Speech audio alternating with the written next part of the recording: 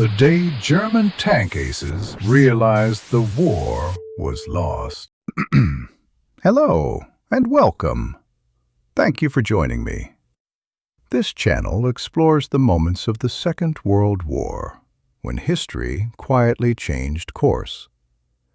Today's story is not about a single battle.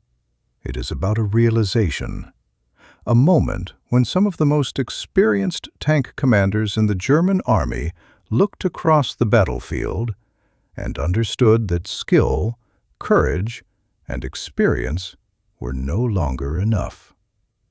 This is the day German tank aces realized the war was already lost. I hope you enjoy the story.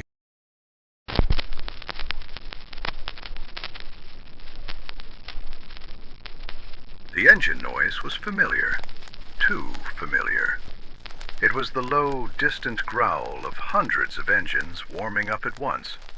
Not the sharp clatter of German Maybachs, but something deeper, steadier, relentless. A sound that rolled across the morning air like a coming storm. The German tank crews heard it before they saw anything.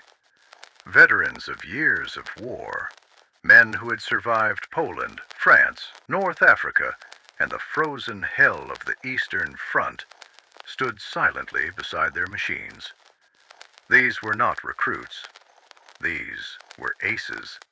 Commanders whose names were whispered with respect. Men who had destroyed dozens, sometimes hundreds, of enemy tanks. They had always believed one thing, that no matter how bad the situation became, German armor, skill, discipline, experience, would restore the balance.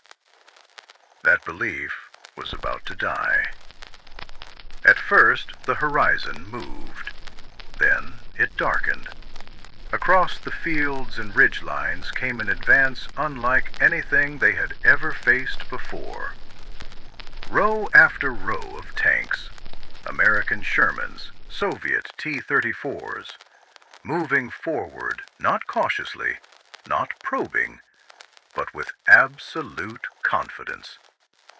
They didn't stop when one was hit. They didn't hesitate when another burned. When a German gun knocked one out, two more rolled past it. For the first time in the war, German tank commanders felt something unfamiliar tighten in their chests. Not fear, doubt. Years earlier, German armored doctrine had been unbeatable. Speed, coordination, precision. A single, well-positioned panther or tiger could dominate an entire battlefield. A skilled gunner could end a fight in seconds. And these men were skilled. They fired calmly, methodically. Shot after shot found its mark. But the enemy did not break. The radios crackled with reports from neighboring units. More tanks coming. Columns extending beyond visual range. Ammunition running low. And then the worst message of all. No reserves available. By now, the truth was impossible to ignore. This was not a battle to be won by brilliance. It was a battle of numbers. And numbers had finally turned against Germany. One veteran commander watched through his binoculars as another American formation crested the hill, untouched, fresh, perfectly aligned. He lowered the glasses slowly. He had trained for 20 years to fight enemies like this, and for the first time, he understood that training no longer mattered. The realization came quietly. No dramatic announcement, no order from high command. Just a shared understanding that passed from crew to crew, from glance to glance.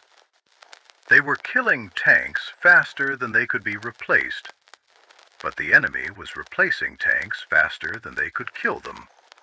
Every destroyed Sherman was already accounted for. already replaced by another rolling off an assembly line thousands of miles away. Every destroyed German tank was gone forever.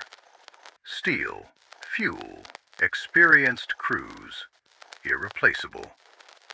Inside the cramped hulls, sweat ran down faces blackened by oil and smoke.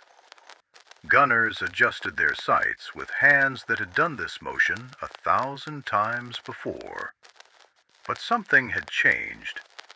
They were no longer asking, "How do we win this battle?" They were asking something far more dangerous. How long can we survive it? Some still fought with ferocity. They fought because they were professionals, because retreat was death, because the tank beside them held friends they had known for years. Others, quietly, began conserving ammunition, pulling back earlier, choosing escape routes. Not cowardice, calculation. The kind of calculation that only appears when victory is no longer part of the equation. One ace, credited with more than 100 enemy kills, watched his last shell leave the barrel and strike true. The enemy tank erupted in flame. Behind it, 3 more advanced. He leaned back against the turret wall and closed his eyes for just a moment. He had done everything right, and it still wasn't enough. By evening, the battlefield was littered with burning wrecks, German and Allied alike. Smoke rose into a sky that didn't care who won or lost. The German units withdrew in fragments, not routed, not panicked, just diminished. As they pulled back, the radio traffic faded. Familiar call signs went silent. Crews that had fought together since the early years of the war simply disappeared from the net. That silence said more than any report ever could. Later, many of these men would survive the war. They would sit in captivity or return to shattered cities and be asked the same question over and over again. When did you know the war was lost? Most would not name a date, or a speech, or a single defeat. They would describe a morning, a sound on the horizon, and the moment they realized that no amount of skill could stop an enemy who could replace everything they destroyed. The war did not end that day. Thousands more would die. Cities would burn. Armies would keep fighting. But for the men inside those tanks, the veterans, the aces, the illusion died there. Because wars are not decided by who fights better. They are decided by who can keep fighting longer. And on that day, listening to engines without end, the best tank crews Germany had ever produced finally understood the truth. The war was no longer slipping away. It was already gone.